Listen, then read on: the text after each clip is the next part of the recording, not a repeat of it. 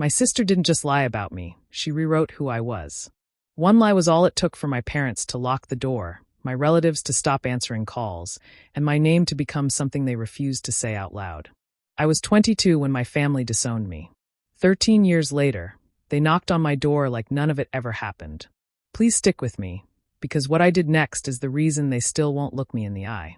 My name is Maribel Hensley, and the day I was erased started like any other afternoon. I came home from work tired, still wearing my uniform, expecting dinner smells and normal noise. Instead, the house was quiet. Too quiet. My parents, Calvin and Loretta, were sitting at the table. My younger sister, Tamsin, was there too, red-eyed, shaking, holding a tissue like it was proof of pain. They didn't ask me how my day was. They didn't ask me to sit. My father said my name the way people say something already decided. Tamsin started crying harder and accused me of something I had never done. Something personal. Something no one wants their name tied to. The words felt unreal, like they were floating past me instead of landing. I tried to speak. I tried to explain. My mother wouldn't look at me. My father raised his hand and told me to stop. He said he knew his daughters and he knew who to believe. Tamsin kept crying, saying she was scared, saying she felt betrayed. Every tear pushed them further away from me. There was no discussion. No pause. No chance. They told me I had to leave that night. My father brought out a duffel bag and told me to take what I could carry. He said I was no longer welcome in their home. My mother finally looked at me then, but her face was closed, like a door already locked. I packed fast, hands shaking. Clothes. Shoes. My old photo album, until my mother took it back and said it stayed with the family. I realized then that it wasn't just me they were throwing out. It was my place. My history. My name. When I stepped outside, the door shut behind me. No hug. No goodbye. My phone buzzed as relatives blocked my number one by one. Bank access gone. Emergency contact removed. It was like I had never existed. Standing there with one bag and nowhere to go, I understood the truth. I hadn't just lost my family. I had been erased, emotionally and financially, in one afternoon. The accusation came out slowly, like it was being unwrapped on purpose.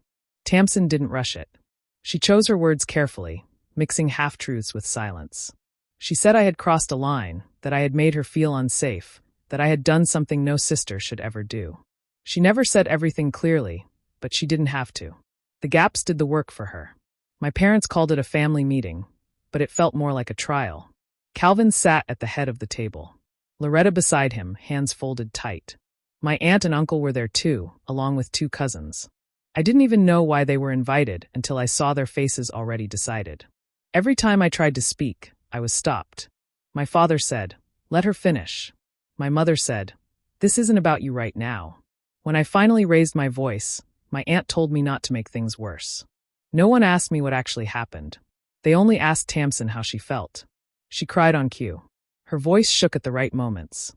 She said she didn't want to cause trouble, but couldn't stay silent anymore. She said she had tried to forget, but the pain stayed.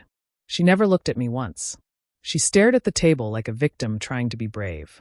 The room turned cold toward me. My uncle said he was disappointed. My cousin said he always had a bad feeling about me. Someone brought up old moments from my childhood and twisted them into warnings they claimed they had ignored before. I realized then how easy it was for people to rewrite the past when it suited them. I looked at my parents, waiting for doubt, waiting for questions. They didn't come. My father said families protect the vulnerable. My mother said trust, once broken, never returns. That was when I knew it was over. As the voices piled on, something inside me went quiet. I saw how neat the story was. How ready it was. This wasn't a mistake or a misunderstanding. It was planned. Tamsin hadn't just accused me. She had prepared them to believe her. I stood up. No one tried to stop me. No one asked me to stay. I didn't defend myself anymore because I finally understood something painful and clear. The truth didn't matter here. Belief did. And they had already chosen who they wanted to believe. I walked out knowing I had lost everyone in that room, not because I was guilty, but because I was convenient to blame. The first night after I left, I slept on a friend's couch with my duffel bag tucked under my legs. By the third night, that favor had worn thin.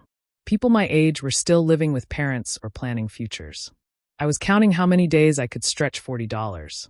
I learned fast how heavy independence feels when it isn't a choice. I bounced between cheap rooms and short-term places, always careful not to stay too long. I worked 2 jobs, sometimes 3. Morning shifts, night shifts, weekends. I took anything that paid.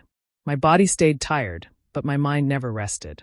Every time my phone buzzed, part of me expected it to be my parents calling to say there had been a mistake. It never was. There was no help.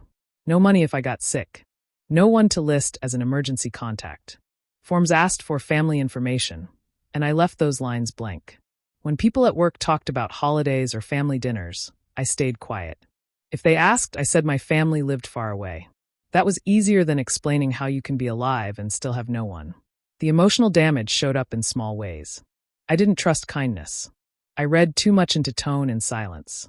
Compliments made me uncomfortable.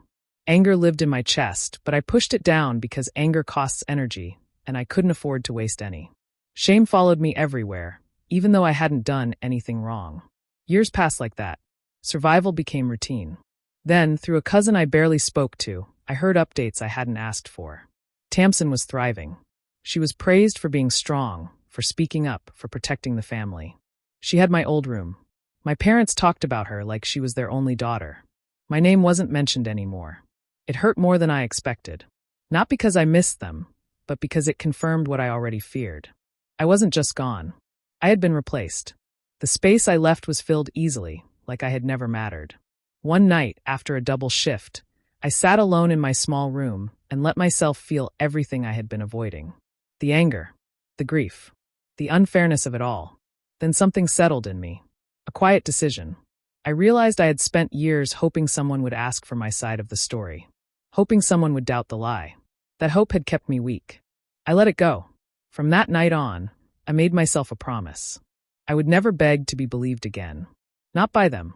Not by anyone. I didn't hear about Tamsin's life all at once. It came in pieces, dropped by people who didn't know they were reopening old wounds. A cousin mentioned her promotion. An old neighbor talked about how proud my parents were of her. Each detail painted a picture I hadn't been invited to see. Tamsin didn't just move on after I was gone. She stepped into everything I left behind. My parents paid for her education without question.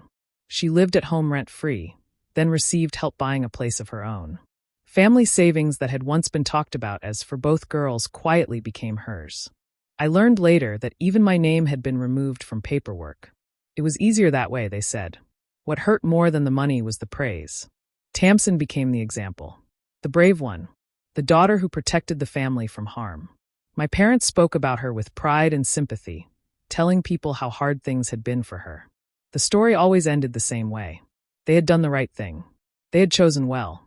At holidays, my place at the table stayed empty, but no one mentioned it. Old photos disappeared from frames. When someone asked if I had siblings, Tamsin would say she was an only child now. No one corrected her. Over time, the lie settled in like truth. It became the version everyone repeated without thinking. I realized then that Tamsin's power didn't come from what she said. It came from what she didn't say. She never had to prove anything. Silence did the work. Silence let years pass. Silence let my parents adjust to a story that made them feel justified. At first, I wanted to scream. I wanted to expose everything. But distance gave me clarity. I saw how deeply the lie was rooted. How comfortable it had become. Shouting wouldn't undo it. It would only make me look bitter, just like they expected. So I stayed quiet. Not weak quiet. Observing quiet. I started paying attention. Not to their feelings, but to patterns. Who benefited? What changed hands? What decisions were made without me? I began keeping records, dates, names. Not because I wanted chaos, but because I wanted truth to exist somewhere, even if it was only with me. That was when the idea of revenge shifted. It wasn't about anger or payback. It was about time. About letting the lie grow heavy enough to collapse on its own. Tamsin had taken everything I once had, my place, my name, my future. She believed silence protected her. She didn't realize it was also giving me space to prepare. The seeds were planted quietly, where no one thought to look. Rebuilding my life didn't happen in big moments.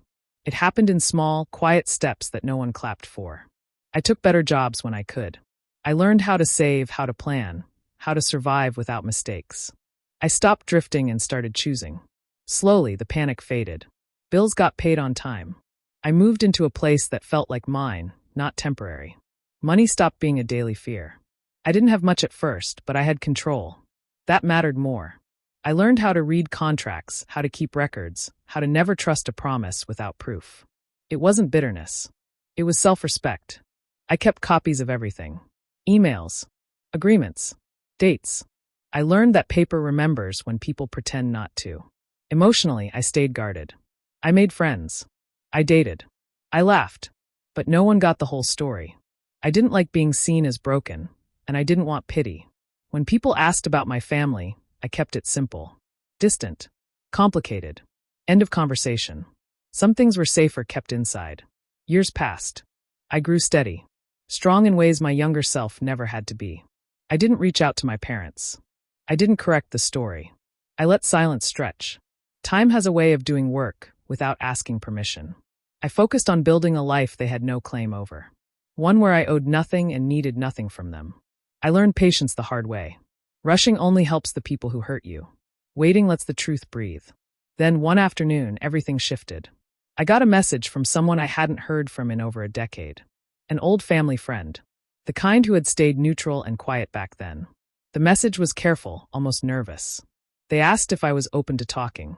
They said something from the past had resurfaced. We spoke later that week. Their voice shook when they said my sister's name. They told me about a document. Something written years ago. Something that contradicted Tamsin's story completely. It had been ignored at the time, pushed aside, never followed up on. Proof. Not rumors. Not feelings. Something real. I didn't react right away. I thanked them and ended the call. I sat alone in my living room, letting the weight of it settle. For the first time in years, the past felt close enough to touch. I still didn't call my family. I didn't rush to expose anything. I had learned better than that. But I knew deep down that the balance had shifted. And nothing would stay buried forever. The first cracks didn't come from me. They came from Tamsin herself. Over the years, she had told the story too many times, and each version shifted just enough to be noticed. Small details didn't line up anymore. Dates changed. Reactions changed. What had once sounded clear now felt messy. My parents noticed, even if they didn't say it out loud. I heard through others that questions were being asked behind closed doors. Quiet ones. Careful ones. My mother wondered why certain things never added up. My father reread old emails and frowned. But neither of them reached out to me. Doubt is easier to live with than guilt. Tamsin, on the other hand, grew careless. She talked too much. She assumed the lie was permanent. At family gatherings, she slipped. She contradicted herself in front of people who had been there back then. No one called her out directly, but the room would go quiet. The kind of quiet that makes people uncomfortable. Then someone from my past contacted me. A person who had been close to the situation years ago, but had stayed silent. They said they had carried regret for a long time. They told me they should have spoken up sooner. Back then, they had believed it wasn't their place. Now they knew better. They didn't just bring apologies. They brought facts. They shared messages. Written statements. A timeline that showed how the accusation could not have happened the way Tamsin claimed. It was clean. Clear. Undeniable. The kind of proof that doesn't need emotion to stand. I listened without interrupting. When the call ended, I didn't cry. I didn't feel relief either. I felt steady, like something heavy had finally settled where it belonged. Still, I chose silence. Not because I was afraid. Not because I doubted myself. But because I understood timing now. Revealing the truth too early would only invite excuses. It would give my parents room to defend their choices. It would let Tamsin adjust her story again. Instead, I waited. I let the cracks widen on their own. I let questions grow without answers. I let discomfort sit in their living room and follow them to bed at night. Proof has power, but patience decides how that power lands. I wasn't looking for an apology rushed by shock. I wanted clarity that couldn't be undone. So I kept everything to myself, organized, dated, protected. For the first time since I was 22, the truth was no longer fragile. And I was no longer in a hurry to prove it. 13 years after they cut me off, my phone lit up with a name I hadn't seen in over a decade. My mother. No warning. No soft start. Just a short message asking how I'd been and saying it had been a long time. I read it twice, waiting for the apology that never came. The next message followed quickly. They wanted to meet. Not to talk about the past, but to discuss something important. The tone was casual, like we had spoken just last week. like they hadn't erased me and slept fine afterward. It wasn't guilt pulling them back. It was need. I didn't reply right away. I let the message sit for a full day. Not to punish them, but to remind myself that I was no longer the one waiting. When I finally answered, I kept it simple. I agreed to meet them in a public place. Neutral. Safe. On my terms. When I walked in, I almost didn't recognize them. They looked older, smaller somehow. Tamsin was there too, sitting close to my parents like a shield. She smiled when she saw me, the same practiced smile she used when she wanted something. My parents stood, unsure whether to hug me. I didn't move. They started talking right away. About life. About how time passes. About family being complicated. Still no apology. Then the reason came out. They needed help with something legal. Something that required my name. My signature. Something they couldn't fix without me. I listened quietly. Calm. Steady. I noticed how carefully they chose their words, how they avoided looking directly at me when the past brushed too close. Tamsin barely spoke. She watched my face, searching for weakness. There was none. For the first time, I wasn't the one being judged. They were. Every sentence they spoke revealed how much they had assumed I would comply. How little they had considered what 13 years of silence does to a person. I didn't argue. I didn't bring up the lie. I didn't raise my voice. I asked clear questions. I took notes. I told them I would think about it. As I stood to leave, I saw it in their eyes. The shift. They realized something had changed, even if they didn't fully understand how. I had built a life without them. And now, standing there, it was clear. They needed me far more than I needed them. I didn't rush in with anger or tears. I didn't need to. I had waited 13 years to speak, and I had done the work to be ready. When I met my family, I brought nothing but what mattered. The truth, clear and undeniable, organized and untouchable. I started slowly, piece by piece. A document here, a message there, timelines that proved what had happened and who had lied. I watched my parents' faces as the details unfolded. First, disbelief. Then hesitation. Then quiet panic. They realized their decisions had been based on a story that wasn't true. Tamsin's mask began to crack. She tried to shift blame, to twist the words, but each point I presented fit together perfectly. Her rehearsed tears, her careful story, the one that had erased me, they all fell apart in real time. I didn't yell. I didn't call her names. I let the evidence speak. The way it moved between us left no space for lies to survive. My parents stared at the papers. At the dates. At the proof that contradicted everything they had believed. They opened their mouths to apologize, then closed them again. Silence filled the room. It was heavy, uncomfortable, undeniable. They had to face the consequences of choosing Tamsin over me without question. I could see the weight of years of ignorance settling on them. They had lost credibility. They had chosen convenience over truth. They had allowed a lie to replace their daughter. I didn't gloat. I didn't savor the moment. I only let them feel the quiet power of the truth I had carried alone all these years. Tamsin didn't speak anymore. She couldn't. I watched her realization grow. Every excuse, every small tear she had shown for sympathy, now looked hollow. She had built herself on my absence, and now that absence was no longer hers to claim. I looked at my parents one last time. I didn't ask for forgiveness. I didn't ask for explanations. I didn't want to reconcile. That wasn't my goal. My goal was clarity. My goal was truth. They had avoided it for 13 years, and now they could see it, plain and unavoidable. I left the room knowing that I had regained control. Not through anger, not through loud confrontation, but through careful precision, patience, and proof. My silence had been a tool, and my truth had done the rest. They understood, without me saying more, that the world had shifted. I was no longer theirs to erase. After I laid out the proof, my parents didn't know how to respond. They tried a different approach. They softened their voices, reached out their hands, and spoke about regret. My mother's eyes filled with tears she hadn't shown in years. My father's voice shook as he talked about mistakes, about how they had only wanted to protect their family. Tamsin, on the other hand, tried to minimize everything. She said it hadn't been that serious. That I had been too sensitive. That the family had been under stress. She tried to make her actions look small, harmless, even forgivable. But I saw through it. Every word she said reminded me of the years I had lost. I took a deep breath and finally spoke. Not in anger, not in a rush, but with steady voice and clear thought. I told them what it had been like to be erased. To lose family, friends, and trust. To live without a safety net, without support, without anyone believing me. I spoke about the nights I spent wondering if anyone would ever see the truth. About the jobs I worked just to survive. About the loneliness that never left me. I explained how the lie had changed my life completely. How it took away more than just family connection. It took opportunities, security, and peace of mind. I talked about the fear, the shame, and the quiet anger I carried for years.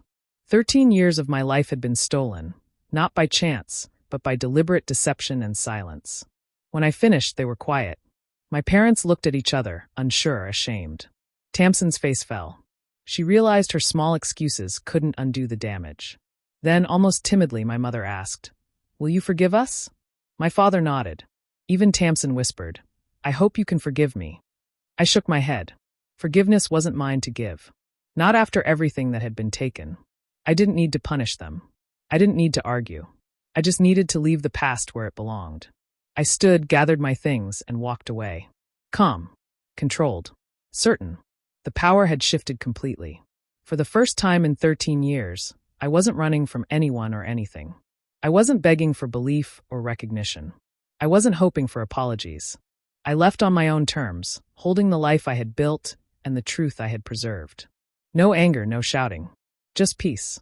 I was free, and nothing they said or did could take that from me. After I walked away, I didn't look back. I didn't need to. For the first time in my life, I realized closure doesn't come from an apology or a hug. It comes from knowing the truth, standing by it, and choosing yourself over the people who tried to erase you. I had spent years waiting for them to see me, to believe me, to make things right. Now, I didn't need any of that. I thought about the life I had built while they believed their lie. Every step I took, every job I held, every small success, it was mine. I didn't need their validation anymore. Their opinion of me didn't matter. 13 years of rejection had taught me something important. I could survive. I could thrive. And I could do it on my own terms. I heard through quiet channels that the family wasn't the same without me.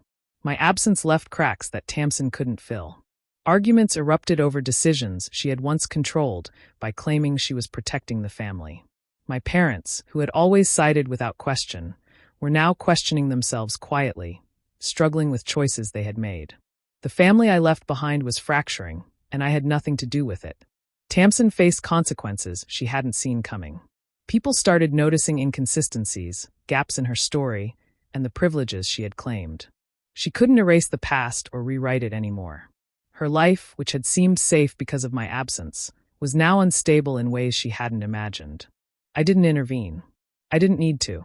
The truth had a way of revealing itself, and her actions had built their own trap. I chose peace over punishment. I didn't want revenge that screamed or hurt others. I wanted quiet freedom. I wanted mornings without anxiety, nights without fear, and a life that belonged entirely to me. I didn't carry anger like a badge anymore. I carried clarity, strength, and control. Sitting in my apartment one evening, I looked at the small things I had built. A place that felt like home, friends who understood me, a life that I had earned. It wasn't happiness built on someone else's downfall. It was freedom, complete, silent, and mine. I finally understood what it meant to leave a family name behind without bitterness. I didn't need them to see me. I didn't need them to respect me. I had walked away, and in that act alone, I found my closure. I was free. If you've ever faced family betrayal or been silenced, remember that documenting the truth, setting boundaries, and patiently building your life can protect your future. Learn to value your own voice and choices. Sometimes walking away and reclaiming your freedom is the strongest, most empowering step you can take.